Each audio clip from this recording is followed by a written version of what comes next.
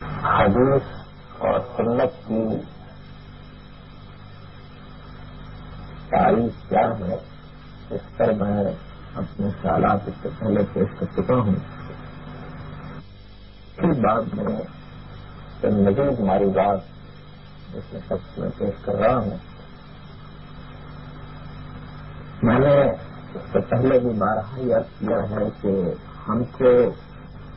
یہ دین جو اللہ تعالیٰ کی طرف سے ملا ہے، اس کا باخت اس زمین پر تنہا پیغمبر صلی اللہ علیہ وسلم کی ذات بیان ہے. ہمارے پاس یہ انہیں کی وساطت سے پہنچا. چنانچہ اس میں تو کوئی شبہ ہی نہیں ہے کہ وہ جس چیز کو دین قرار دے دیتے ہیں اس کے بارے میں پھر دو رائے نہیں ہو سکتی ہے. اور قرآن مجید نے ان کی یہ حیثیت بہت واضح طریقے سے بیان کر دی ہے. میں اس کی تفصیل اس سے پہلے کر چکا ہوں.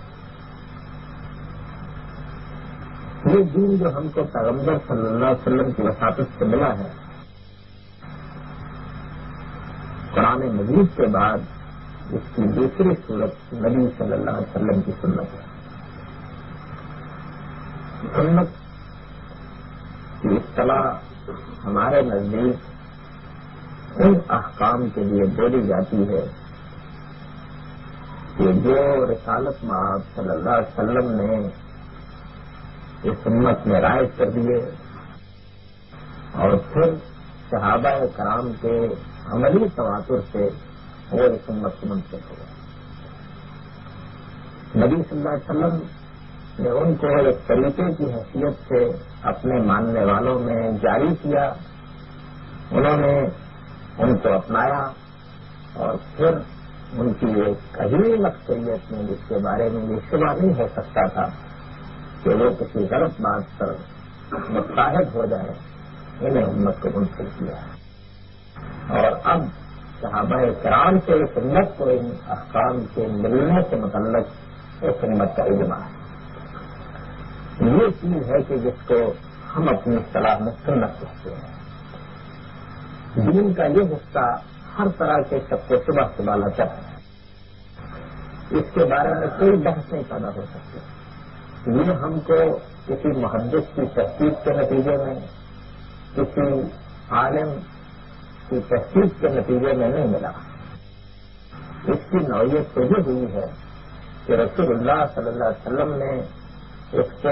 صحابہ کرام میں جس طرح کہ میں نے عرض کیا ایک طریقے کی حیثیت سے رائج کیا، جاری کیا ہے، اور پھر اس کے بعد ان کی ایک عظیم اکثریت کے ذریعے سے یہ سنت کو منتقل ہوا ہے. اس کی چند مثالیں دیکھ لیجیے. نماز جو ہم مسجد میں جا کر پڑھتے ہیں، اس کی یہ نوعیت نہیں ہے کہ نبی صلی اللہ علیہ وسلم نے کسی ایک یا دو یا چار آدمیوں کو یہ بتایا کہ اللہ تعالیٰ کی یہ عبادت کرنی چاہیے. ان دو یا چار آدمیوں میں سے کچھ نے آگے اس کو روایت کر دیا. پھر کچھ محققین پیدا ہوئے، انہوں نے تحقیق کر کے یہ دیکھا کہ یہ لوگ جو یہ بات ہم تک پہنچا رہے ہیں یہ سفر ہیں، ان کے کردار میں کوئی خامی نہیں ہے. تحقیق کر کے انہوں نے اس بات کو امت تک منتقل کر دیا کہ یہ واقعہ رسالت مآب صلی اللہ علیہ وسلم کی جاری کی ہوئی نماز ہے. یہ صورت ہے. بلکہ اس کے بالکل بات یہ صورت ہے کہ رسول اللہ صلی اللہ علیہ وسلم نے یہ نماز صحابہ کرام کو پڑھائی اور ایک دو نہیں ہزاروں کی تعداد میں صحابہ کرام نے اس نماز کو امت کو منتقل کیا. اور اس کے بعد اس امت پر وہ ایک دن بھی ایسا نہیں گزرا ہے کہ جس میں اس کے اکابر و اکابر میں سے کسی کو اس معاملے میں ادنا درجے میں بھی کوئی تردد لاحق ہوا ہو کہ اس نماز کی نسبت اللہ کے پیغمبر کی طرف سے نہیں ہے. اسی طرح ختنہ ہے. اللہ کے پیغمبروں نے اسے ایک سنت کی حیثیت سے اپنے ماننے والوں میں جاری کیا. رسول اللہ صلی اللہ علیہ وسلم نے اس کی تجویز فرمائی اور اسے ایک سنتی کی حیثیت سے اپنے ماننے والوں میں جاری رکھا. اس کے بعد اب ہمارے ہاں یہ ایک روایت کے طور پر پوری امت میں جاری ہے اور کبھی کسی شخص کی تحقیق کی ضرورت محسوس نہیں ہوتی. نبی صلی اللہ علیہ وسلم نے اس کے سوا بھی بہت سی چیزیں ہیں کہ جن کو اسی حیثیت سے اس امت کو دیا. زکوٰۃ کیا چیز ہے، اس کی عام طور پر معروف مقداریں کیا ہیں، یہ کن کن اموال سے متعلق ہے، تفصیلات سے قطع نظر اس کا ایک عمومی تصور یہ سنت کو اسی طریقے سے ملا ہے۔ حج کیا ہے، حج کے مناسب کیا ہے، وہ کس طرح ہونا چاہیے، اس سے متعلق بھی تفصیلات سے قطع نظر جہاں تک اس کی عمومی سنت کا تعلق ہے اسی طرح اس امت کو بند کر دی اور امت میں بالکل رائج ہو گئی۔ اگر اس سنت میں کسی درجے میں کبھی کسی شخص نے کوئی تبدیلی، کوئی تغیر پیدا کرنا چاہا ہے یا اس کی جگہ پر کسی دوسری چیز کا رواج دینا چاہا ہے تو یہ نہیں ہوا ہے کہ اس امت میں یہ چیز ٹھنڈے پیٹوں برداشت کر لی گئی ہے، بلکہ اس کا رد عمل ہوا اور وہ رد عمل بھی تاریخ کے ریکارڈ میں آ گیا۔ چنانچہ سنت ایسی چیز ہے کہ جس کو سمجھنے، جس کو جاننے کے لیے آدمی کو کچھ بہت زیادہ تحقیق و تفحص کی ضرورت نہیں ہوتی، بلکہ وہ سنت میں اس کو پا لیتا ہے۔ یہ بالکل اسی طرح اس کو ملتی ہے جس طرح قرآن مجید ملا ہے۔ قرآن مجید سے متعلق بھی کسی بحث کوئی امکان نہیں ہوتا اور اس سنت سے متعلق بھی کسی بحث و تنقید کا کوئی امکان نہیں ہوتا۔ اس سے یہ بات ظاہر ہے بالبداہت واضح ہوتی ہے کہ سنت کا تعلق انہیں امور سے ہو سکتا ہے جو ایک طریقے کے طور پر امت میں رائج ہو سکتا ہے۔ چنانچہ سنت کے لفظ سے بھی یہی بات واضح ہوتی ہے، یعنی سنت اس طریقے کو کہتے ہیں، اس راستے کو کہتے ہیں کہ جس کے چلنے والوں نے پامال کر دیا۔ یہ ایک ایسا راستہ جس پر لوگ چلتے رہے ہیں، جس کو انہوں نے اختیار کیا ہے، جس کے بارے میں دو رائے نہیں ہو سکتی ہیں، جس سے لوگ عام طور پر واقف ہیں، یا ایسی چیز نہیں کہ جو کوئی اجنبی چیز ہے، تو یہی چیز ہے کہ جس پر سنت کا لفظ بولا جانا چاہیے۔ یہ سنت اس بات کو اچھی طرح سے جان لینا چاہیے کہ دین میں وہی حیثیت رکھتی ہے جو حیثیت قرآن مجید کا حاصل ہے۔ یہ نہ تو نبی صلی اللہ علیہ وسلم کی طرف نسبت کے معاملے میں کوئی مشتبہ چیز ہے اور نہ اس کے بارے میں کوئی اس طرح کی بحث کی جا سکتی ہے۔ جو شخص اس کا انکار کرتا ہے وہ در حقیقت بدیہات کا انکار کرتا ہے، اور یہی وجہ ہے کہ یہ بات بہت اطمینان کے ساتھ کہی جا سکتی ہے کہ جس طرح کوئی شخص اگر قرآن مجید کا انکار کر دے تو وہ دین کے دائرے میں نہیں رہتا، اسی طرح کوئی شخص اگر سنت کا بھی انکار کر دے تو وہ دین کے دائرے میں نہیں رہتا۔ اس سنت کی اس حیثیت کو جان لینے کے بعد اب مسئلہ آتا ہے ان چیزوں کا جو ہمیں حدیث کے ذریعے سے ملی۔ حدیث کے متعلق میں اس سے پہلے بھی عرض کر چکا ہوں کہ اس کا دائرہ وسیع ہے۔ رسول اللہ صلی اللہ علیہ وسلم نے ایمان کے بارے میں، عقیدے کے بارے میں، کسی قانون کے بارے میں، قرآن مجید کی کسی آیت کے بارے میں، سنت کی کسی وضاحت کے بارے میں، اسی میں پائے جانے والے کسی حکم سے متعلق کوئی بات 2 آدمیوں، 4 آدمیوں، 10 آدمیوں، 20 آدمیوں کے سامنے کہی اور انہوں نے اس چیز کو محفوظ رکھا۔ 1 یا 2 یا 3 لوگوں نے اس کو آگے منتقل کر دیا۔ اس کے بعد معلوم ہوا کہ کسی شخص کے پاس رسول اللہ صلی اللہ علیہ وسلم کی اس طرح کی کوئی چیز موجود ہے، لوگوں نے تحقیق کی، تحقیق کرنے کے بعد وہ چیزیں بھی ہمارے ہاں امت سے منتقل ہونی شروع ہو گئی۔ حدیث کی نوعیت ہے، اس میں وہ اہتمام نہیں ہوتا جو اہتمام سنت کے معاملے میں ہے۔ اس میں تو نوعیت یہ ہوتی ہے کہ بعض اوقات رسول اللہ صلی اللہ علیہ وسلم بات فرماتے ہیں اور سامنے 2 یا 4 یا 10 آدمی ہوتے ہیں، کسی مجمع عام میں فرما دیتے ہیں، لیکن بس روی میں فرما دی، اس بات کو سننے والے لوگوں میں سے ایک نے محفوظ رکھا، 2 نے محفوظ رکھا، وہ ہم کو 2-4 آدمیوں سے مل گئی یا اس سے زیادہ سے مل گئی، اس کی نوعیت یہ ہوتی ہے۔ اسی طریقے سے اس میں یہ بھی ہوتا ہے کہ بعض اوقات رسالت میں آپ صلی اللہ علیہ وسلم نے کچھ فرمایا نہیں ہوتا، بلکہ آپ نے کوئی کام دین کی حیثیت سے کیا ہے، لوگوں نے اس کو دیکھا، 1-2 آدمی نے اس کو بیان کر دیا۔ اسی طرح بعض اوقات کوئی کام بھی نہیں کیا ہوتا، بلکہ آپ کے سامنے کچھ دوسرے لوگ کوئی کام کر دیتے ہیں اور رسول اللہ صلی اللہ علیہ وسلم اس کی تصویر فرما دیتے ہیں، یعنی رسول اللہ صلی اللہ علیہ وسلم اس پر نفی یا انکار کا رویہ اختیار نہیں کرتے۔ اس چیز کو ہماری حدیث کی اصطلاح میں تقریر کہا جاتا ہے،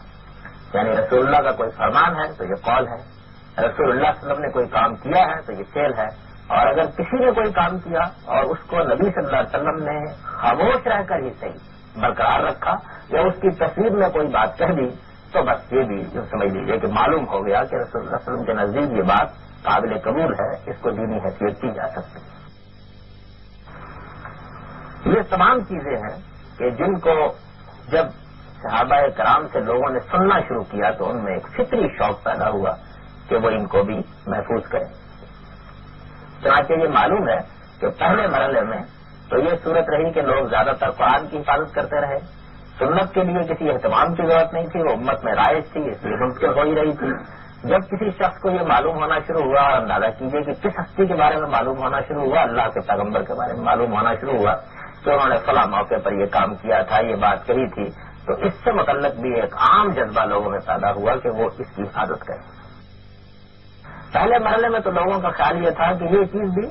امت کے اندر موجود ہے، چل رہی ہے، کوئی زیادہ تردد کی ضرورت نہیں، لیکن اس کی حفاظت سے متعلق اس وقت بہت تردد لاحق ہو گیا جب یہ چیز سامنے آنے لگ گئی کہ کچھ لوگ نبی صلی اللہ علیہ وسلم کی طرف غلط باتیں منسوخ کر رہے ہیں، وہ دین میں رخنہ اندازیاں کر رہے ہیں، وہ اطمینان سے یہ بیان کر دیتے ہیں کہ نبی صلی اللہ علیہ وسلم نے اس طرح فرمایا تھا، اور جب دور فتنہ میں بالخصوص اس طرح کی بہت سی چیزیں سامنے آنی شروع ہوئیں تو لوگوں نے اس کی تحقیق کے لیے اپنے اندر ایک عمومی جذبہ محسوس کیا۔ یہ جو کچھ ہے اور نبی صلی اللہ علیہ وسلم سے جس طرح ہم کو مل سکا ہے، اس کو اگر سامنے رکھ کر دیکھا جائے تو یہ صاف واضح ہوتا ہے کہ اس کے بارے میں علماء محققین اگر یہ بات کہتے ہیں کہ حدیث کے ذریعے سے نبی صلی اللہ علیہ وسلم ہم کو کوئی نیا دین نہیں دیتے، دین سارا کا سارا اپنی اساسات میں قرآن میں ہے اور نبی صلی اللہ علیہ وسلم کی سنت میں ہے، اس کو دینے کا اللہ کے پیغمبر نے اہتمام کیا ہے۔ حدیث میں کیا چیزیں ہوتی ہیں؟ وہی چیزیں جو قرآن میں ہیں، سنت میں ہیں، ان کی شرح وضاحت ہو جاتی ہے۔ ان کی اساس پر کوئی چیز دوسری متفرع ہو رہی ہوتی ہے، اس کو بیان کر دیا جاتا ہے۔ ان میں کسی چیز کی حیثیت اصول کی ہوتی ہے اور اس اصول کا اطلاق بھی کسی دوسری چیز پر ہوتا ہے، نبی صلی اللہ علیہ وسلم وہ اطلاق کر دیتے ہیں۔ یعنی یوں سمجھ لیجیے کہ حدیث میں وہی باتیں ہوتی ہیں جن کی اساس قرآن میں ہوتی ہے یا ان کی اساس سنت میں ہوتی ہے یا وہ عقل و فطرت کے عام مسلمات ہوتے ہیں، ان کو بیان کر دیا جاتا ہے۔ اس کے ذریعے سے بڑی روشنی ملتی ہے، بڑی حکمت ملتی ہے۔ اللہ کے پیغمبر کس طریقے سے قرآن مجید کی شرح وضاحت کرتے ہیں، قرآن مجید کا اطلاق واضح کرتے ہیں، قرآن مجید کے عموم و خصوص کی طرف توجہ دلاتے ہیں، اس سے بڑی روشنی ملتی ہے۔ تو حدیث میں در حقیقت یہ چیزیں ہوا کرتی ہیں، اس میں کوئی اجنبی دین نہیں ہوتا، یعنی ایسی کوئی چیز اس میں نہیں ہوتی کہ جو اگر نہ ہوتی تو دین میں کوئی نقص رہ جاتا۔ یعنی اس کی نوعیت بالکل وہی ہوتی ہے کہ ہم نے ایک اصول وضع کیا ہے، اس اصول کی روشنی یہاں بھی پہنچ رہی ہے، اللہ کے پیغمبر اس کو واضح کر دیتے ہیں۔ بعض کے علماء بھی یہ کام کرتے ہیں، لیکن بڑا فرق ہے اس میں کہ کوئی عالم اس روشنی کو ہم تک پہنچائے اور اللہ کا پیغمبر خود اس روشنی کو پہنچائے۔ اس لیے امت میں اگر اس کی قدر و قیمت کا لوگوں کو احساس ہوا تو ظاہر ہے کہ یہ کوئی ایسی بات نہیں تھی کہ جس پر نقد و جرا کی جائے، احساس پیدا ہونا ہی چاہیے تھا۔ امت نے ہر پہلو سے اس سے متعلق بہت حساس رویہ اختیار کیا، یہ ہم کو ملا ہے، یہ اللہ کے پیغمبر کا علم ہے، ہم اس علم کی حفاظت کریں گے۔ اس علم کے ذریعے سے بڑی خدمت ہوئی دین کی۔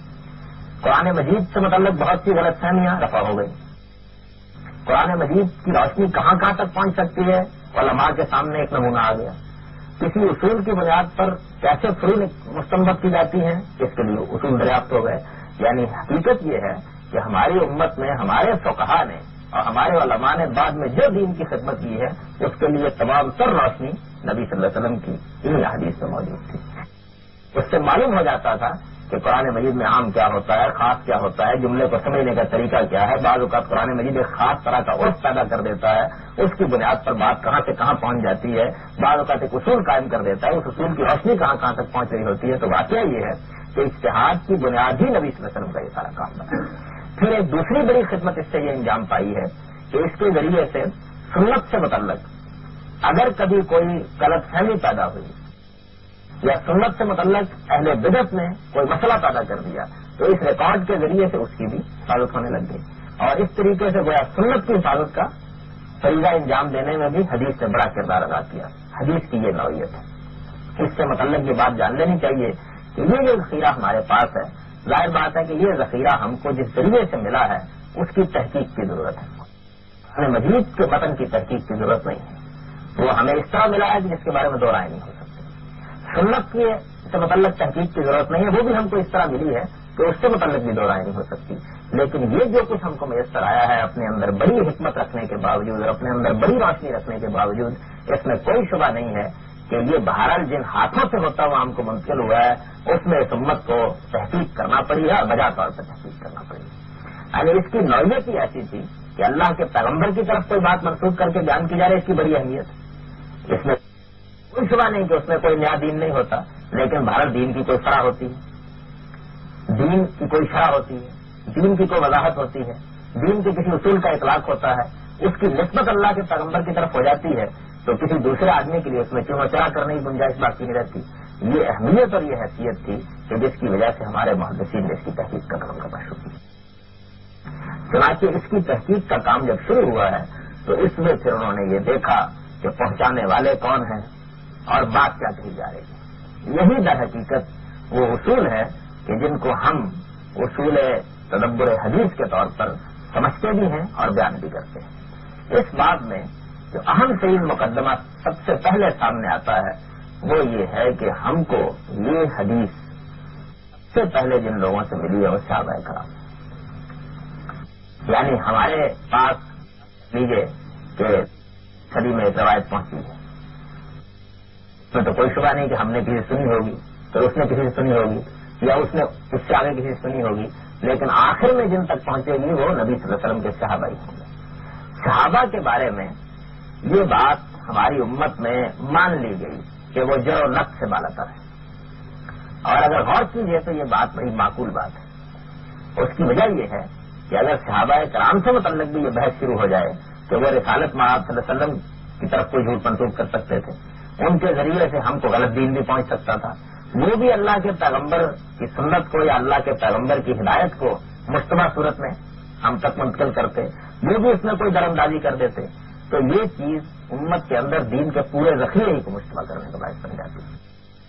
چنانچہ محدثین نے یہ اصول وضع کیا کہ صحابہ تو کلہم عدول، صحابہ سارے کے سارے عدول ہیں. اس کا مطلب کیا ہے؟ اس کا مطلب یہ ہے کہ وہ جان بوجھ کر رسول اللہ صلی اللہ علیہ وسلم کی طرف کوئی غلط بات منسوخ نہیں کرتے. یہ بات بالکل صحیح نہیں کیا ہے، اس میں کوئی شبہ نہیں. یعنی یہ ایک الگ بحث ہے کہ ایک صحابی نے بات کیا سمجھی، اس نے بات جو بیان کی پوری دیانتداری کے ساتھ بیان کی، لیکن اس میں کوئی چیز حذف ہو گئی، کوئی چیز رہ گئی، یہ چیزیں ہم بعد میں دیکھیں گے. لیکن جو چیز سب سے زیادہ اہمیت کی حامل ہے وہ یہ ہے کہ صحابہ کرام کی سیرت و کردار زیر بحث میں لائے جاتے ہیں. یعنی ہمارے ہاں ہمارے محدثین اس چیز پر اجماع کیے ہوئے ہیں کہ ان کی سیرت اور ان کے کردار پر اس اعتبار سے بحث نہیں ہو سکتی کہ ان کو اللہ تعالیٰ کے پیغمبر سے جو دین ملا تھا اس میں جھوٹ بھی بول سکتے تھے، اس کو دوسروں تک غلط طریقے سے بھی پہنچا سکتے تھے، ان کی ثقافت بھی زیر بحث آ سکتی تھی. یہ شرف و اعزاز جو صحابہ اکرام کے لیے مانا گیا ہے یہ واقعہ ہے کہ اس کی بڑی معقول بنیادیں ہیں. یعنی اس سے متعلق دو رائے نہیں ہو سکتی ہیں. ہر عاقل جب غور کرے گا تو یہ مانے گا. لیکن اس کے بعد یہ مسئلہ پیدا ہوتا ہے کہ صحابہ ہیں کون؟ وہ کون ہستیاں ہیں کہ جن پر لفظ صحابی کا اطلاق کیا جا سکتا ہے؟ یہ وہ مسئلہ ہے کہ جو بڑا مارے کا تلارا ہو گیا.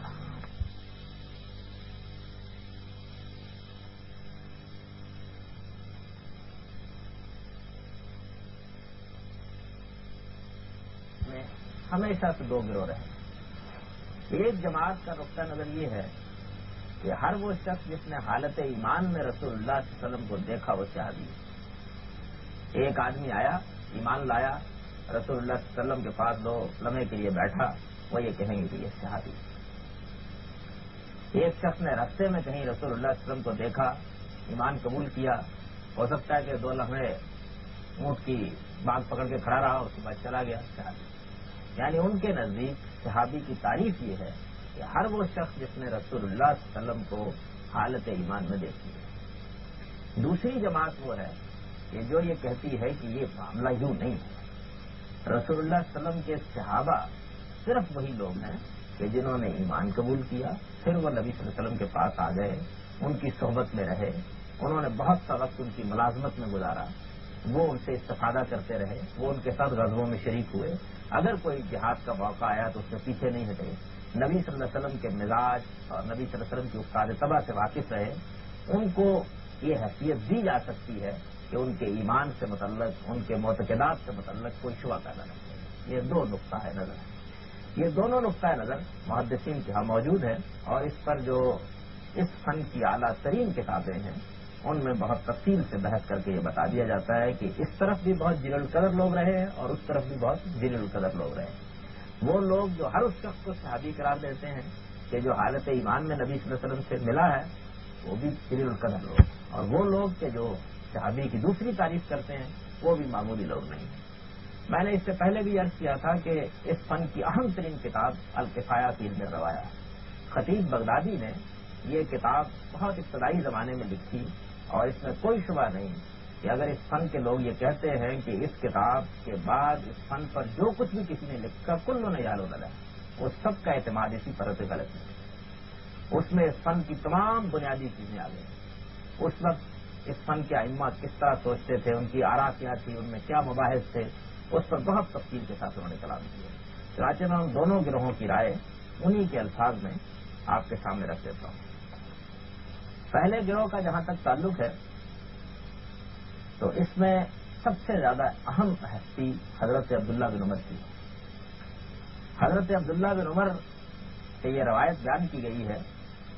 کہ کل من را رسول اللہ صلی اللہ علیہ وسلم وقد ادرک الحلم واسلم وعقل امر الدین ورضیہ فهو عندنا ممن صاحب النبی صلی اللہ علیہ وسلم ولو ساعتا من نہار ولكن اصحابہ ولا طبقاتهم وتقدمهم فی الاسلام۔ یہ کہتے ہیں کہ ہر وہ شخص اس نے رسالت میں آپ صلی اللہ علیہ وسلم کو دیکھا اور وہ بالغ تھا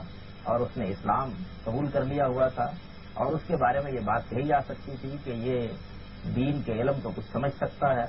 اور کچھ شعور کے ساتھ اس نے دین قبول کیا ہے، تو یہ ہمارے نزدیک صحابہ میں سے ہے، اگرچہ اس نے رسالت میں آپ صلی اللہ علیہ وسلم کی صحبت دن کی ایک گھڑی کے لیے کیوں نہ نبھائی۔ ولیکن اصحابہ ولا طبقاتہم وتقدمہم فی الاسلام، لیکن صحابہ کے درجات، یعنی صحابی تو سب ہوں گے، اس میں درجات ہیں۔ وہ مقام جو مثال کے طور پر نبی صلی اللہ علیہ وسلم کے جلیل القدر صحابہ میں سے سیدنا صدیق رضی اللہ عنہ کا ہے یا سیدنا عمر فاروق رضی اللہ عنہ کا، وہ اور ہوگا، اور دوسرے صحابہ کا مقام اور ہوگا۔ دوسرا گروہ جو رائے رکھتا ہے اس میں سب سے زیادہ اہم ترین ہستی حضرت سعید بن مسیب کی ہے۔ وہ فرماتے ہیں کہ صحابی وہ ہے کہ من اقام مع رسول اللہ صلی اللہ علیہ وسلم سنتن و سنتین وغزا معه غزوۃ و غزوتین،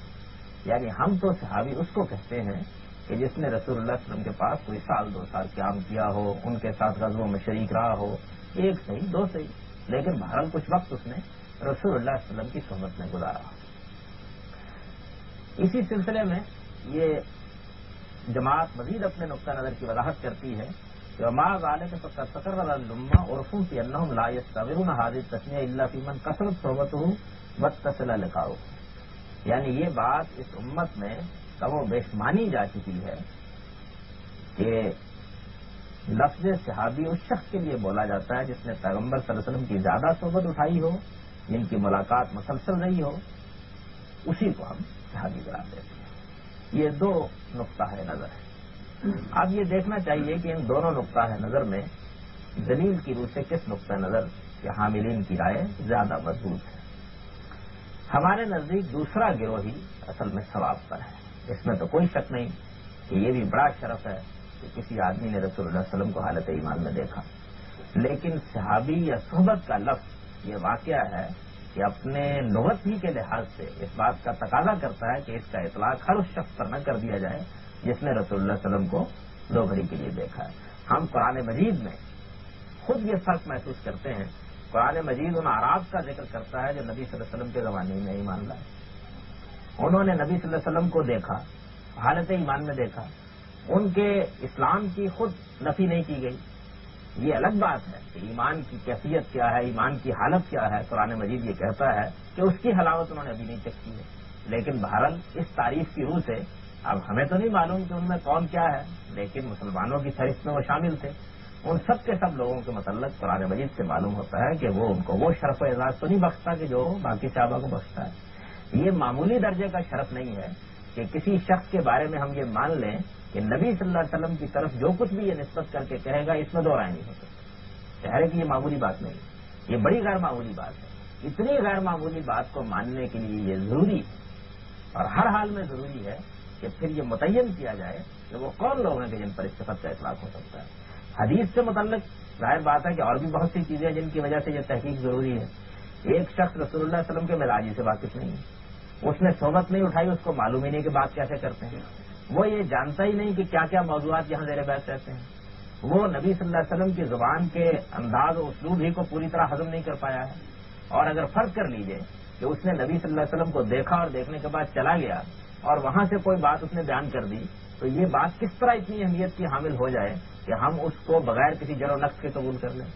صحابہ میں اگر فرض کر لیجئے کہ حضرت ابو درداء ہیں یا حضرت ابو ذر غفاری ہیں یا حضرت عبداللہ بن مسعود ہیں یا حضرت علی ہیں یا حضرت صدیق اکبر ہیں یا حضرت عمر ہیں یا حضرت عثمان ہیں رضوان اللہ علیہم، تو یہ بہرحال اس درجے کے لوگ ہیں کہ رسول اللہ کا انہوں نے ساتھ دیا ہے، نبی صلی اللہ علیہ وسلم کے یہ پاس رہے ہیں، ان کے پاس بیٹھ کر ان کی صحبتوں میں شریک رہے ہیں، ان کے بارے میں تو یہ اعتماد بجائے اعتماد ہے کہ یہ اگر نبی صلی اللہ علیہ وسلم کی طرف کوئی بات منسوخ کر کے کہیں گے تو اس میں غلطی اس پہلو سے نہیں ہو سکتی کہ یہ اپنی طرف سے کوئی بات بیان کرے، اس پہلو سے جرا نہیں ہو سکتی کہ یہ اس سیرت و کردار کے لوگ بھی ہیں یا نہیں، لیکن ایک آدمی آیا، اس نے آ کے 2 گھڑی نبی صلی اللہ علیہ وسلم کے ساتھ ملاقات کی، اس کے بعد چلا گیا، آخر یہ کس طریقے سے اس کے بارے میں مانا جا سکتا ہے کہ اس کو یہ مقام دے دیا جائے؟ یعنی اگر تو صحابی کی تعریف کر کے محض صحابہ کی ایک فہرست ترتیب دینی ہے یا صحابہ کی تعداد یہ تھی تو جو چاہے تعریف کر لیجیے، اگر وہ تعریف بھی کر لیجیے کہ جس شخص نے حالت ایمان میں رسول اللہ علیہ وسلم کو دیکھا وہ صحابی ہے، چلیے ہم اس پر اعتراض نہیں کرتے، لیکن مسئلہ یہ ہے کہ پیغمبر کے علم کے انتقال میں بڑی غیر معمولی حیثیت دے جا رہی ہے کچھ ہستیوں کو، اس اعتبار سے ظاہر بات ہے کہ نبی صلی اللہ علیہ وسلم کے صحابہ وہی لوگ قرار پا سکتے ہیں کہ جن لوگوں نے ایمان قبول کیا، نبی صلی اللہ علیہ وسلم کے پاس ہجرت کر کے آئے، 1 یا 2 غزووں میں شامل ہوئے، نبی صلی اللہ علیہ وسلم کی صحبت انہوں نے اٹھائی، رسول اللہ صلی اللہ علیہ وسلم کا علم انہوں نے سیکھا، اور ان سے متعلق یہ بات اطمینان کے ساتھ کہی جا سکتی ہے کہ نہ ان کے ایمان میں کوئی شبہ ہے، نہ ان کے دین کے ساتھ تعلق میں کوئی شبہ ہے، اور نہ ان کے بارے میں یہ بحث ہو سکتی ہے کہ وہ رسول اللہ صلی اللہ علیہ وسلم کی طرف کوئی غلط بات منسوخ کرتے ہیں۔ قرآن مجید میں جو صحابہ کی شان میں آیات ہیں، یہ بھی بڑی دلچسپ بات ہے کہ وہ ساری آیات اس مقدمے کو ثابت کرنے کے لیے نقل کر دی جاتی ہیں، یعنی اوپر یہ بیان کیا جاتا ہے کہ صحابہ تو کلہم عدول، اور اس کے بعد نیچے وہ آیات نقل کر دی جاتی ہیں۔ پہلے یہ بیان کر دیا جاتا ہے کہ تمام صحابہ جر و نقص سے بالا تر ہیں، اور پھر یہ کہا جاتا ہے کہ قرآن مجید کی یہ آیات ہیں کہ جو اس حقیقت پر دلالت کرتی ہیں، لیکن قرآن مجید کی وہ آیات نکال کے خود قرآن مجید میں دیکھیے تو یہ معلوم ہوگا کہ وہ آیات تمام کی تمام ان صحابہ کے بارے میں ہیں کہ جنہوں نے رسول اللہ صلی اللہ علیہ وسلم کے ساتھ ہجرت کی، جنہوں نے رسول اللہ صلی اللہ علیہ وسلم کی صحبت اٹھائی،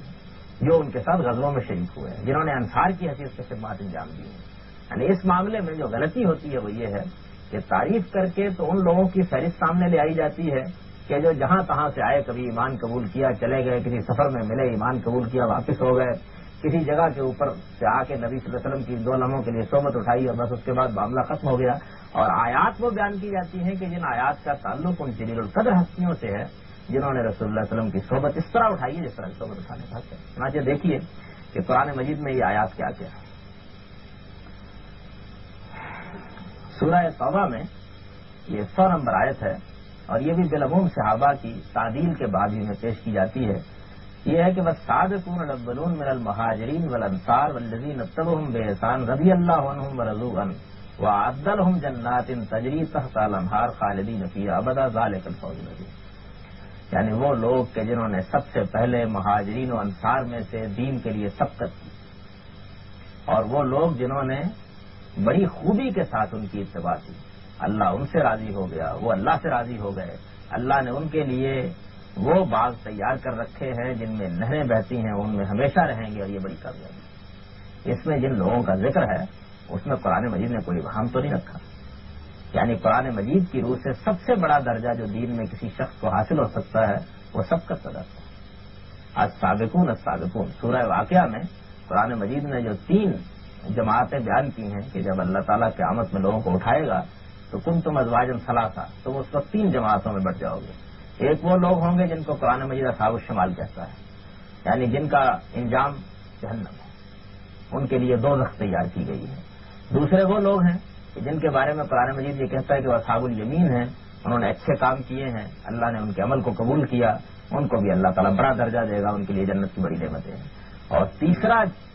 گروہ وہ ہے کہ جس کو وہ سابقون کہتا ہے، یہ قرآن مجید کی روح سے سب سے بڑی جماعت ہے، سب سے اہم ترین جماعت ہے، یہ اعلیٰ ترین درجہ ہے جو اس زمین پر کوئی حاصل کر سکتا ہے۔ یعنی وہ لوگ کہ دین کی دعوت ان کو دی گئی، وہ اس کی طرف لپکے، دین ان کے سامنے آیا، انہوں نے بغیر کسی تردد کے اس کو قبول کیا۔ دین کے معاملے میں جب اللہ کے پیغمبر کی آواز ان تک پہنچی تو وہ لمحے بھر کے لیے بھی نہیں رکے، اور جب بات ان کی سمجھ میں آ گئی تو اس کے بعد وہ اس طرح اس کے ساتھ متعلق ہو گئے کہ پھر ہر آزمائش میں وہ پورے اترے۔ جنگ کا موقع آیا تو انہوں نے جنگ کی، جہاد کا موقع آیا تو اس کے لیے ڈٹ گئے، اگر کوئی مالی انفاق کا موقع آیا تو کوئی تردد ان کو لاحق نہیں ہوا، بدر ان کی راہ میں آئی تو اس میں بھی انہوں نے جانفشانی دکھائی،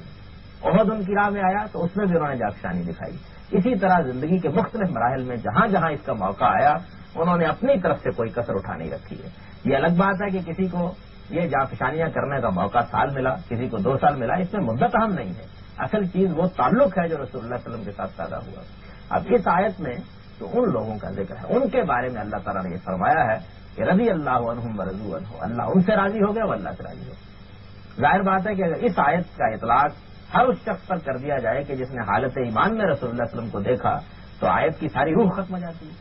یعنی اس میں جو مہاجرین و انصار بیان ہوئے ہیں ذرا تاریخ کا مطالعہ کیجیے اور نبی صلی اللہ علیہ وسلم کی سیرت کی روشنی میں دیکھیے کہ وہ کیا لوگ تھے. مکہ میں جب حضور صلی اللہ علیہ وسلم نے اپنی دعوت اٹھائی اس وقت وہ لوگ ایمان لائے جن کو ہم مہاجرین کہتے ہیں. اس وقت جب رسول اللہ صلی اللہ علیہ وسلم کے دین کو کوئی تائید ادھر ادھر سے حاصل نہیں، جب اس کے سیاسی غلبے کے بارے میں کوئی شخص کرائم کی بنیاد پر کوئی حکم نہیں لگا سکتا تھا، جب رسول اللہ صلی اللہ علیہ وسلم کے ساتھیوں کے اوپر تعذیب کے پہاڑ توڑے جا رہے تھے، اس زمانے میں وہ ایمان لائے. اور ایمان لانے کے بعد جو مراحل بھی اس میں پیش آئے خندہ پیشانی کے ساتھ انہوں نے ان مراحل میں اپنے ایمان اور استقامت کا ثبوت دیا. ہجرت حبشہ کا موقع ہے تو وہاں چلے گئے. رسول اللہ صلی اللہ علیہ وسلم نے ان کو اپنا وطن چھوڑنے کے لیے کہا تو وہ چھوڑ کر ادھر آ گئے. یعنی جو چیز بھی ان کے سامنے دینی تقاضے کے طور پر آئی انہوں نے اپنا قدم اس سے پیچھے نہیں ہٹایا، یہاں تک کہ اپنا سب کچھ چھوڑ کر وہ رسالت محمد صلی اللہ علیہ وسلم کے ساتھ ہجرت کی سعادت حاصل کر کے مدینہ میں آ کے جام پذیر ہو گئے. یہ مہاجرین ہیں. انصار کون ہیں؟ انصار وہ لوگ ہیں کہ جن لوگوں نے رسول اللہ صلی اللہ علیہ وسلم کو اس وقت دین کی دعوت دی، اپنے آنے کی دعوت دی جب کوئی شخص یہ ذمہ داری قبول کرنے کے لیے تیار نہیں. سیرت کا مطالعہ کرنے سے معلوم ہوتا ہے اور قرآن مجید میں بھی اس کے نظائر موجود ہیں کہ جس وقت رسول اللہ صلی اللہ علیہ وسلم نے اپنی قوم پر حجت پوری کر دی تو اس کے بعد مختلف مواقع پر ایک ایک قبیلے کے پاس جا کر یہ کہا کہ کوئی ہے کہ جو میری پشت پناہی کرے اور کوئی ہے کہ جو اپنی سرزمین کو میرے ساتھ متعلق کر دے اور کوئی ہے جو میری ذمہ داری اٹھا لے، لیکن کوئی شخص تیار نہیں. اسی طرح کے مواقع پر مینا میں ان لوگوں سے ملاقات ہوئی ہے جن کو ہم بعد میں انصار کے لقب سے ملقب پاتے ہیں. ان سے رسول اللہ صلی اللہ علیہ وسلم نے جب یہ بات کہی تو انہوں نے نبی صلی اللہ علیہ وسلم کی دعوت سنی. ان پر یہ بات واضح ہو گئی کہ یہ حق ہے، وہ اس پر ایمان لائے اور اس کے بعد انہوں نے کہا کہ ہم آپ کی پشت پناہی کرنے کے لیے تیار ہیں، لیکن ہمیں تھوڑی مہلت دے دیجیے. ہم یہ چاہتے ہیں کہ آپ وہاں کے صاحب اقتدار رہنما کی حیثیت سے وہاں جائیں. چنانچہ انہوں نے سال کی مہلت مانگی، سال کی مہلت مانگی اور اس دوران میں اللہ کے دین کے مدینے میں پھیلانے کا غیر معمولی اہتمام کیا. پھر اس کے بعد جب وہ اس نتیجے پر پہنچ گئے کہ اب ایک بڑی قوت فراہم ہو گئی ہے، پھر وہ آئے اور انہوں نے آ کر اس وقت بے سر و سامانی کے عالم میں رسالت محمد صلی اللہ علیہ وسلم کی تمام ذمہ داری اٹھا لی. اس وقت کی تصویر جب آنکھوں کے سامنے آتی ہے تو واقعہ کی حیرت ہوتی ہے کہ کس طرح اللہ کے بندے نبی صلی اللہ علیہ وسلم کی تائید کے لیے راضی ہوئے. خود اس موقع پر نبی صلی اللہ علیہ وسلم کے ام محترم حضرت عباس رضی اللہ عنہ نے یہ کہا کہ تم جانتے ہو کہ تم اس ہستی کو لے کر جا رہے ہو تو اس کے معنی کیا ہیں؟ اس کے معنی یہ ہیں کہ تم اصل میں اسود و احمر سے لڑائی مول دے رہے ہو. تمہیں معلوم ہونا چاہیے کہ اس کے نتائج کیا نکلیں گے. بہت سوچ سمجھ کر ان کی ذمہ داری اٹھاؤ. انہوں نے کہا کہ ہم یہ ذمہ داری اٹھانے کے لیے تیار ہیں اور ایسے خوبصورت الفاظ میں، ایسے شاندار الفاظ میں یہ ذمہ داری اٹھائی کہ وہ تاریخ میں ہمیشہ سنہرے حرفوں سے لکھے تھے. اور پھر اس کے بعد جب صحابہ کرام وہاں منتقل ہوئے تو ان کے لیے اپنے گھروں کے دروازے کھول دیے. نبی صلی اللہ علیہ وسلم نے مواقعات قائم کی تو ہر شخص نے اپنے بھائی کی ذمہ داری اٹھا لی اور ایسے ہی اثار کے ساتھ اٹھائی کہ واقعہ ہے کہ اس کی کوئی مثال دنیا کی تاریخ میں نہیں ملتی. یہ وہ لوگ ہیں جن کا ذکر یہاں ہوا ہے کہ والسابقون الاولون من المہاجرین والانصار والذین اتبعوہم بإحسان رضی اللہ عنہم ورضوا عنہ وأعد لهم جنات تجری تحت الانہار خالدین فیہا ابدا ذلک الفوز العظیم. اس میں ان لوگوں کا ذکر ہوا ہے کہ جنہوں نے بعد میں ان کی پیروی کی، لیکن اس میں قرآن نے یہ شرط لگا دیا کہ اتبعوہم بإحسان، یعنی انہوں نے پیروی کی اور بڑی خوبی کے ساتھ پیروی. اگرچہ وہ ہجرت کے موقع پر موجود نہیں تھے یا نصرت کے موقع پر موجود نہیں تھے، لیکن ان کو جب بھی ایمان کی توفیق ملی تو انہوں نے بالکل وہی راہ اختیار کی، وہی سبقت کی راہ، وہی ہر چیز میں آگے قدم رکھنے کی راہ. یعنی ظاہر ہے کہ اتبعوہم بإحسان کے معنی یہی ہے کہ انہوں نے بھی دین کے تقاضوں کے لیے وہی سبقت اختیار کی جو سبقت المہاجرین والانصار نے اختیار کی. اس آیت میں قرآن مجید نے ان جلیل القدر ہستیوں کا ذکر کیا ہے. اسی طریقے سے آپ یہ دیکھیے کہ قرآن مجید ایک دوسرے مقام پر انہی ہستیوں کا ذکر کس طرح کرتا ہے. قرآن مجید کہتا ہے کہ لقد رضی اللہ عن المؤمنین اذ یبایعونک تحت الشجرہ فعلم ما فی قلوبہم فانزل السکینۃ علیہم واصابہم فتحا قریبا. اللہ راضی ہو گیا ان لوگوں سے جو اس درخت کے نیچے بیٹھ کر تیری بیعت کر رہے تھے، اور اللہ نے جان لیا کہ ان کے دلوں میں کیا ہے. اس نے ان پر سکینت نازل کی اور پھر ان کے لیے فتح کی آنکھ کھول دی. ظاہر ہے کہ یہ کون لوگ ہیں. ہماری تاریخ کا،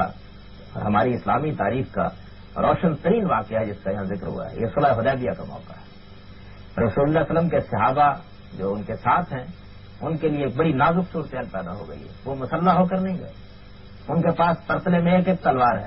وہاں جا کے یہ صورت پیدا ہو گئی کہ حضرت عثمان کے بارے میں خبر گرم ہو گئی کہ ان کو غالباً قتل کر دیا گیا ہے. اس صورتحال نے بڑی جذباتی فضا پیدا کر دی. اس وقت ان لوگوں سے جو لڑنے کے ارادے سے نہیں گئے تھے، جو عمرے کے لیے نبی صلی اللہ علیہ وسلم کے ساتھ گھر سے نکلے تھے،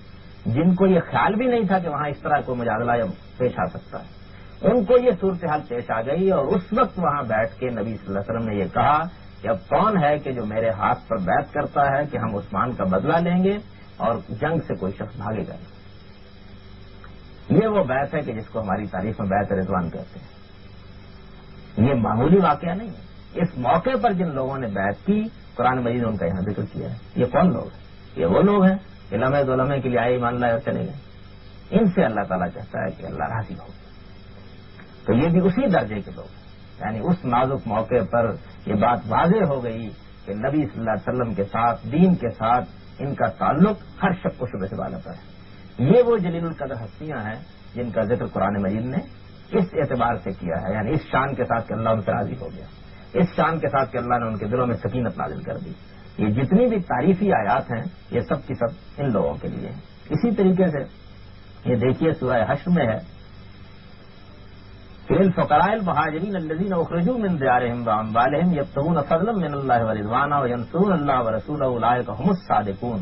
والذين تبوؤوا الدار والايمان من قبلهم يحبون من هاجر اليهم ولا يجدون في صدورهم حاجه مما اوتوا ويؤثرون على انفسهم ولو كان بهم خصاصه ومن يوق شح نفسه فاولئك هم المفلحون. سورہ حشر کی 8 آیات ہیں، ان میں بھی مہاجرین و انصار کا ذکر ہوا ہے. اور یہ آیات بھی بالعموم الصحابہ کلهم عدو ہی کے ذیل میں پیش کی جاتی ہے.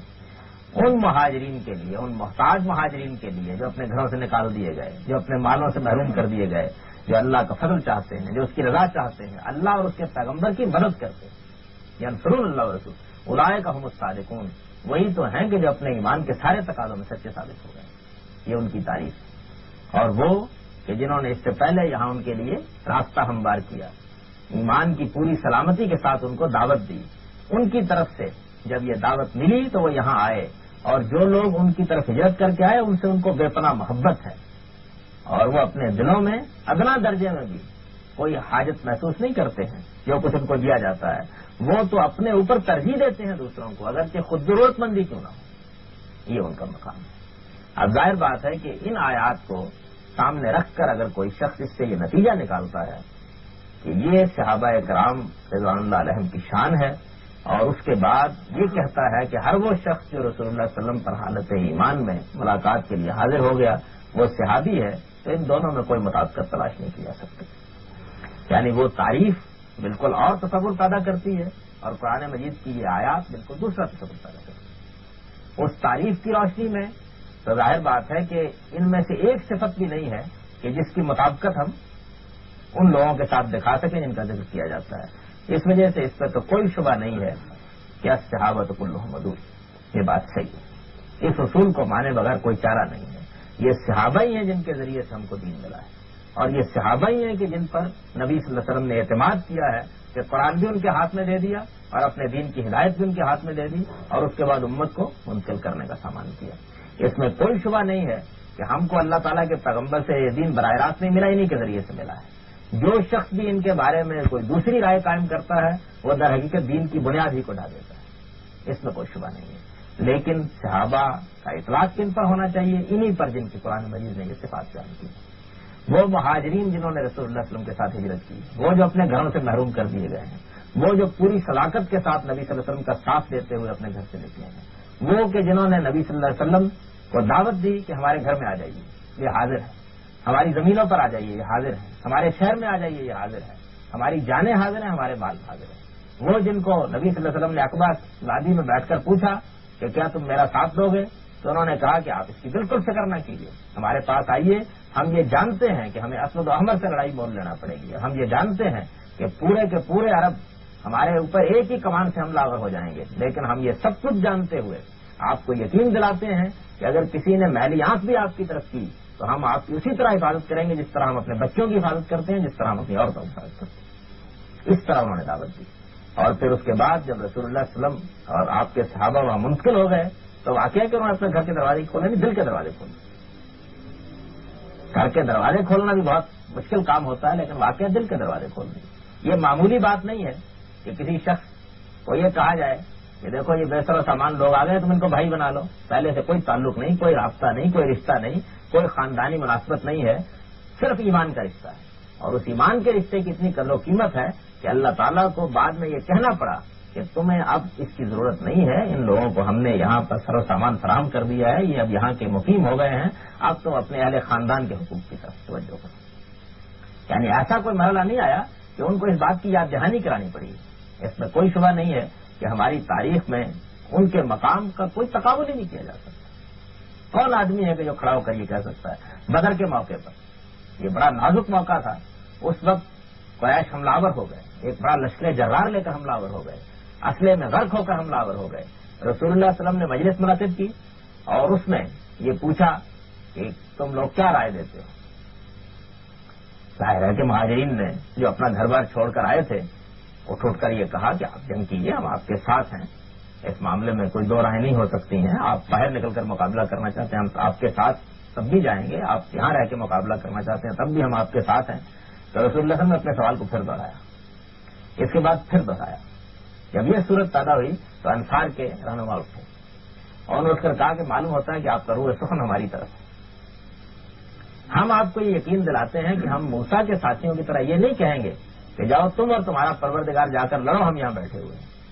ہم نے آپ کا ساتھ دینے کا وعدہ کیا ہے، ہم آپ کا ساتھ دیں گے، اگر ہم کو آپ یہاں سے لے جا کر سمندر میں کہیں گے کود جائیں تو ہم کود جائیں گے، برق الغمات تک چاہیں گے کہ ہم ان کا پیچھا کریں تو ہم پیچھا کریں گے۔ ہم نے اپنا سب کچھ آپ کے قدموں میں لا ڈالا ہے، آپ اقدام کیجیے، آپ ہمیں پیچھے نہیں پائیں گے۔ اس کے بعد رسول اللہ صلی اللہ علیہ وسلم کے چہرے پر بشاشت آ گئی اور معلوم ہوا کہ پھر واقع انہیں کا رد عمل جاننا منظور تھا۔ اس کے بعد بدر کے لیے رسول اللہ صلی اللہ علیہ وسلم باہر نکلے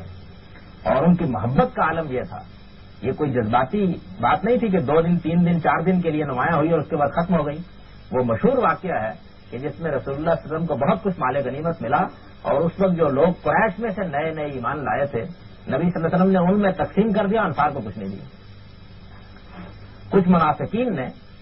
اس موقع کے اوپر صورتحال سے فائدہ اٹھانے کی کوشش کی، چنانچہ ان کا ذکر سورہ منافقون میں ہوا ہے۔ ان میں بالخصوص عبداللہ بن ابی نے یہ کردار ادا کیا کہ اس نے لوگوں کو یہ کہا کہ دیکھو تم لوگ ان کو پیغمبر مانے ہوئے ہو، آخر وہی ہوا نا، اب ان کے اوپر اپنے لوگوں کی محبت غالب آ گئی۔ یہ لوگ جو ان کے خاندان کے تھے ان کو سارا مال دے دیا ہے اور تم کو محروم کر دیا ہے۔ تو بعض کمزور قسم کے لوگ ہر جگہ ہوتے ہیں، ان لوگوں کے اندر بھی کچھ تردد پیدا ہوا، یا کم سے کم یوں کہیے کہ اس بات کی تردید کرنے کے لیے کوئی 2-4 آدمی نہیں اٹھے ہیں۔ رسول اللہ صلی اللہ علیہ وسلم کو اس کی اطلاع دی گئی تو نبی صلی اللہ علیہ وسلم نے وہ خطبہ دیا کہ جو خطابت کی تاریخ میں بھی ایک شاہکار کی حیثیت رکھتا ہے۔ رسول اللہ صلی اللہ علیہ وسلم ان کے سامنے کھڑے ہوئے اور کھڑے ہو کر ان سے یہ کہا کہ اے معاشر انصار،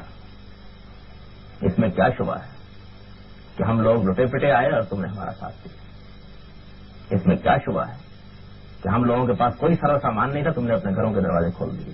اس میں کیا شبہ ہے کہ جب میری قوم نے مجھ کو نکال دیا تو تم تھے کہ جنہوں نے یثرب کی وادی میرے لیے کھول دی؟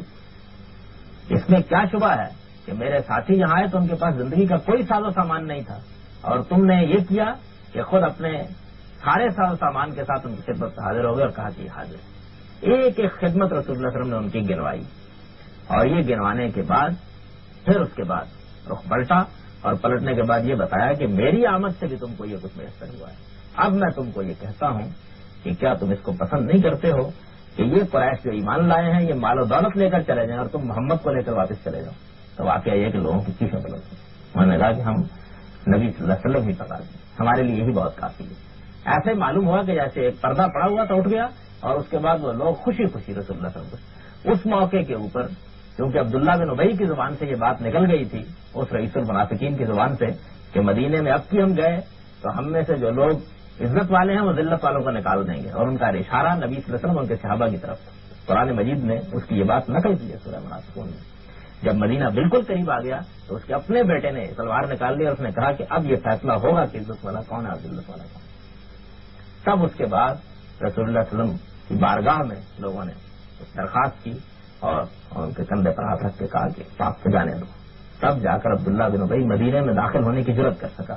یہ انصار کا کردار ہے، یہ مہاجرین ہیں اور یہ انصار ہیں۔ ان سے متعلق قرآن مجید یہ کہتا ہے کہ رضی اللہ عنہم ورضوا عنہ۔ اس درجے کے لوگوں کا ذکر قرآن میں ہوا ہے، اور اس درجے کے جن لوگوں کے بارے میں بھی ہم کو معلوم ہے، یہ کوئی تاریخ میں مجہول لوگ نہیں ہیں۔ ہم جانتے ہیں کہ یہ شان ابوبکر صدیق رضی اللہ عنہ کی ہے، ہم جانتے ہیں کہ یہ شان عمر فاروق رضی اللہ عنہ کی ہے، ہم جانتے ہیں کہ یہ شان عثمان رضی اللہ عنہ کی ہے، ہمیں معلوم ہے کہ یہ شان علی رضی اللہ عنہ کی ہے۔ ہم ان میں سے ایک ایک سے واقف ہیں، ہم یہ سب جانتے ہیں، اور جب یہ سب جانتے ہیں تو پھر اس کی بنیاد پر ہم یہ کہتے ہیں کہ یہ وہ صحابہ ہیں کہ صحابہ تو کلہم موجود، ان کے بارے میں یہ رائے نہیں قائم کی جا سکتی کہ یہ بھی رسول اللہ صلی اللہ علیہ وسلم کی طرف کو غلط بات منسوخ کر سکتے ہیں۔ چنانچہ ہمارے محدثین نے یہ اصول تو بالکل صحیح قائم کیا ہے کہ حدیث کی روایت میں صحابہ پر جر و نقص نہیں ہوگی، یعنی اس اصول سے کوئی اختلاف نہیں ہے، یہ اصول بالکل صحیح ہے، عقل و فطرت کے عین مطابق ہے، قرآن مجید کی نصوص کے بھی عین مطابق ہے۔ لیکن یہ بات کہ پھر صحابی کی تعریف یہ کر دی جائے کہ ہر وہ شخص جس نے حالت ایمان میں رسول اللہ صلی اللہ علیہ وسلم کو دیکھا وہ صحابی ہے، یہ کسی طرح نہیں مانی جا سکتی۔ پھر یہ ماننا پڑے گا کہ مہاجرین صحابہ ہیں، ماننا پڑے گا کہ انصار صحابہ ہیں، ماننا پڑے گا کہ وہ لوگ جنہوں نے رسالت میں آپ صلی اللہ علیہ وسلم کے ساتھ اپنا وطن چھوڑا اور نکلے اور پھر جا کر یثرب میں آباد ہو گئے، وہ صحابہ ہیں۔ یہ ماننا پڑے گا کہ جنہوں نے آ کر حضور صلی اللہ علیہ وسلم کی دعوت پر لبیک کہی اور جب کبھی کوئی غزوہ پیش آیا اس میں اپنی جان ہتھیلی پر نکل کر کھڑے ہو گئے، وہ صحابی ہیں۔ یہ ماننا پڑے گا کہ تبوک کے موقع پر جب رسول اللہ صلی اللہ علیہ وسلم نے یہ کہا کہ وہ کون لوگ ہیں کہ جو اس میدان میں میرے ساتھ نکلنے کے لیے تیار ہیں اور اپنا سر و سامان لے کے آ گئے، قرآن نے ان کی تصویر کھینچی ہے کہ ان میں سے بعض وہ تھے کہ جن کے پاس کچھ نہیں تھا، وہ سامان سفر نہیں رکھتے تھے، انہوں نے آ کر یہ کہا کہ ہم کو کوئی گھوڑا اونٹ دے دیجیے اور پیچھے نہ چھوڑیے، ہم اس سفر میں ساتھ جانا چاہتے ہیں۔ اور نبی صلی اللہ علیہ وسلم نے اور مسلمانوں نے معذرت کی کہ ہمارے پاس سامان نہیں ہے دینے کے لیے اور ہم تمہیں ساتھ نہیں لے جا سکتے، تو وہ وہاں سے روتے ہوئے واپس ہوئے، یعنی اس سزا میں جبکہ منافقین طرح طرح کے عذر تراش رہے تھے کہ کسی طریقے سے ہم کو وہاں نہ جانے کے معاملے میں سہولت مل جائے، اس موقع کے اوپر انہوں نے اس شان کے ساتھ رسول اللہ صلی اللہ علیہ وسلم کا ساتھ دیا، وہ صحابی ہے۔ اسی طریقے سے وہ لوگ کہ جنہوں نے نبی صلی اللہ علیہ وسلم پر فتح مکہ کے بعد سے اتبعہم احسان کے تحت ایمان قبول کیا اور پھر اس کے بعد ان کا رویہ وہی رہا جو رویہ ان کی دل قدر صحابہ کا تھا۔ ایمان کی دولت اگر بعد میں ملی تو کم سے کم رویے میں وہ چیز ضرور موجود رہی کہ انہوں نے اپنی اصلاح کی، اپنے پچھلے اعمال کو ختم کیا، رسول اللہ کا ساتھ اس طرح دیا کہ بعد میں کوئی تردد کی علامت بھی ان کی پیشانی پر نظر نہیں آئی، یعنی قرآن مجید نے شامل کیا ان کو اتبعہم باحسان۔ یہ وہ لوگ ہیں کہ جنہوں نے صحابہ کی پیروی کی خوبی کے ساتھ، اس میں کوئی شک نہیں ہے کہ وہ بھی سب اس مرتبے کے اہل ہیں، اور ان میں سے بھی ایک ایک کے بارے میں ہم کو معلوم ہے کہ کون اس وقت ایمان لایا، اس نے کتنا عرصہ رسول اللہ صلی اللہ علیہ وسلم کی صحبت اٹھائی، کتنا عرصہ وہ نبی صلی اللہ علیہ وسلم کے پاس رہا، وہ مجالس میں کس طرح شریک ہوتا رہا، بعد میں اس کا کردار کیا رہا، نبی صلی اللہ علیہ وسلم کے دنیا سے رخصت ہو جانے کے بعد اس نے اس خلافت کے استحکام میں کیا کردار ادا کیا، جس کو جتنی مہلت ملی اس کے لحاظ سے ان میں سے ایک ایک سے متعلق ہم بہت اچھی طرح سے واقف ہیں اور بہت اچھی طرح جانتے ہیں کہ انہوں نے کس طرح نبی صلی اللہ علیہ وسلم کی خدمت کی ہے۔ یہ ساری کی ساری فہرست اگر اس اصول پر ترتیب دے دی جائے اور اس اصول پر ترتیب دینے کے بعد یہ قاعدہ قائم کیا جائے کہ الصحابۃ کلھم عدول، تو اس سے کوئی اختلاف نہیں کیا۔ اور اگر کوئی آدمی اس بنیاد کے اوپر ان کو جر و نقص سے بالا قرار دیتا ہے جیسے کہ امت کے جلیل القدر ائمہ نے قرار دیا ہے، تو اس پر بھی کوئی نکیر نہیں کی جا سکتی۔ یہ بات مان لینی چاہیے کہ ان کے بعد ہی پھر وہ لوگ کہ جن پر ہم کوئی جر و نقص کریں، اس سے ظاہر ہے کہ یہ بات نکلتی ہے اور حدیث کی روایت میں یہ مسئلہ پیش آ جاتا ہے کہ بعض اوقات بات تو عبداللہ بن عمر کہہ رہے ہوتے ہیں، یا بات تو عمر کہہ رہے ہوتے ہیں، یا بات تو صدیق کہہ رہے ہوتے ہیں رضی اللہ عنہ، بات تو ان میں سے کوئی کہہ رہا ہوتا ہے، لیکن اس کے بعد پھر اس درجے کے اہل ایمان میں سے کوئی بات بیان کرتا ہے، یعنی ایسا بھی ہو جاتا ہے۔ ایک تو چیز یہ ہے کہ صحابہ کرام نے روایت کی، ان صحابہ نے جن کا میں نے ذکر کر دیا، اور بعد میں جو لوگ بیان کر رہے ہیں وہ صحابی نہیں ہے، تابعی، یعنی انہوں نے رسول اللہ صلی اللہ علیہ وسلم کو نہیں دیکھا، بعد میں ایمان لائے ہیں۔ لیکن اس صورتحال کے بالکل برخلاف ایک دوسری صورت یہ پیدا ہو جاتی ہے کہ ایک بات صحابہ کرام بیان کر رہے ہیں، یہی صحابہ کرام جن کی میں نے تعریف کی اور جن کا قرآن مجید میں ذکر ہوا ہے،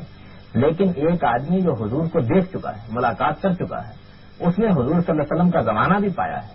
گھڑی دو گھڑی کے لیے اس کو زیارت کا شرف بھی حاصل ہوا ہے، وہ پھر ان میں سے کسی سے روایت بیان کرتا ہے، تو اب یہ نہیں ہے کہ یہ دونوں جر و نقص سے بالا تر ہو گئے، ان میں سے جن کو ہم صحابی کہتے ہیں وہ جر و نقص سے بالا تر ہے، لیکن بعد والے صاحب ان کے بارے میں بحث ہوگی، ان کی کیا شخصیت ہے، ان کا کیا مقام ہے، یہ چیز بہت پیش آتی ہے۔ اسی طریقے سے بعض ایسے روات ہیں